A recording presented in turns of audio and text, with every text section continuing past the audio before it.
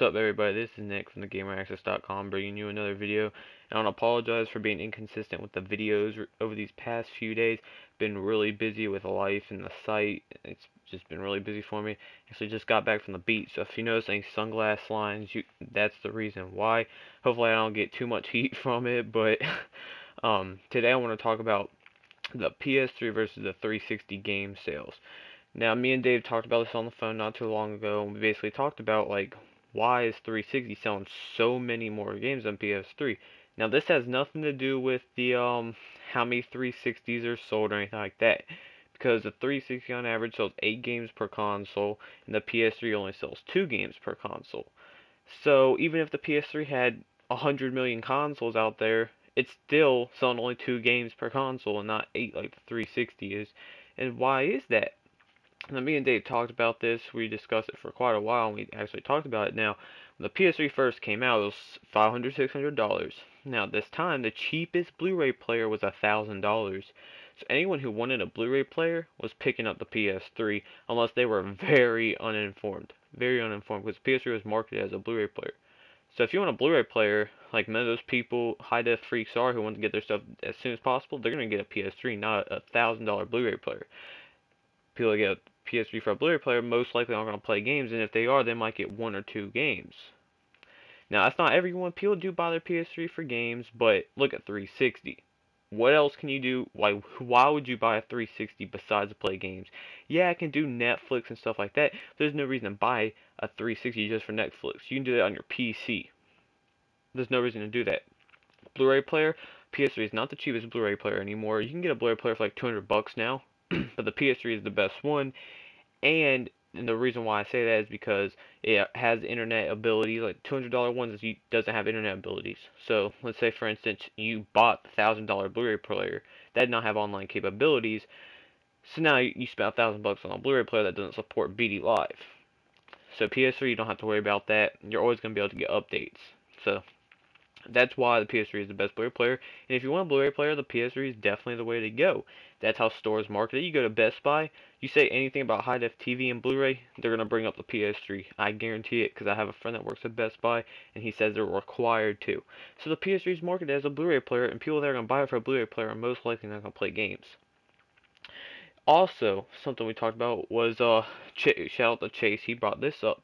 He said something about the age of owners, which is true, okay?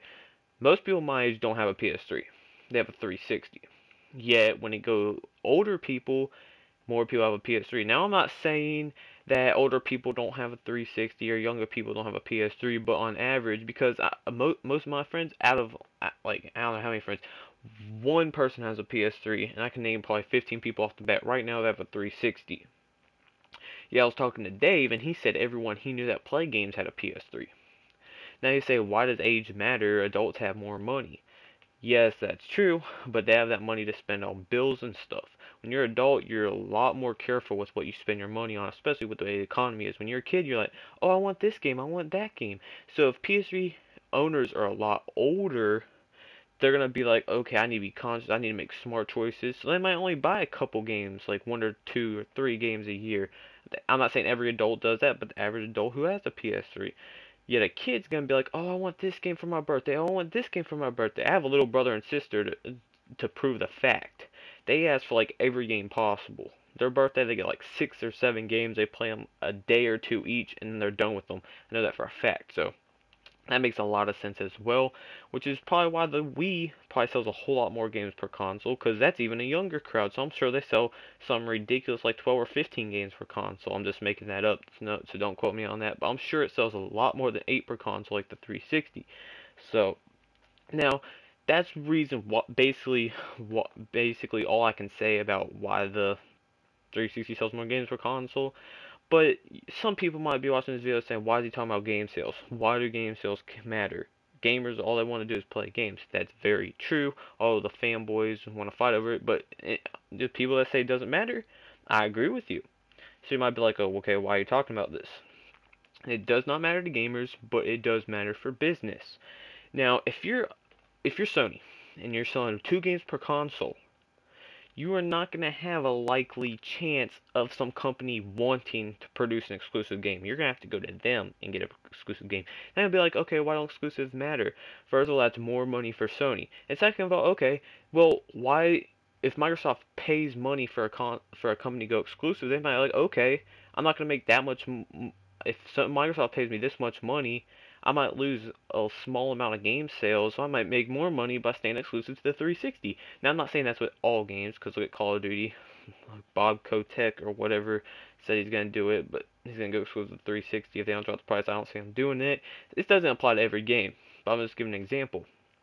Also, Heavenly Sword, great example. PS3 exclusive, didn't sell well, most likely not going to be a Heavenly Sword 2.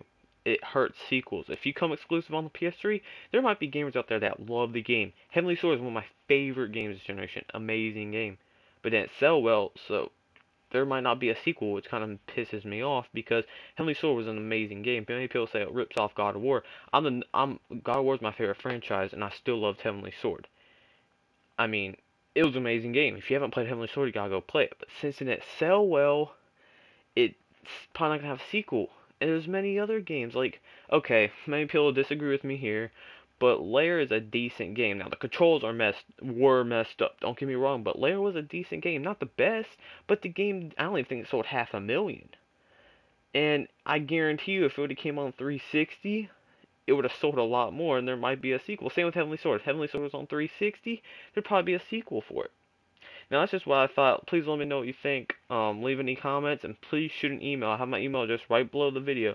If you have any topics you want me to talk about, it's admin@thegameraccess.com. Thank you for watching. Check back tomorrow for next week. Peace.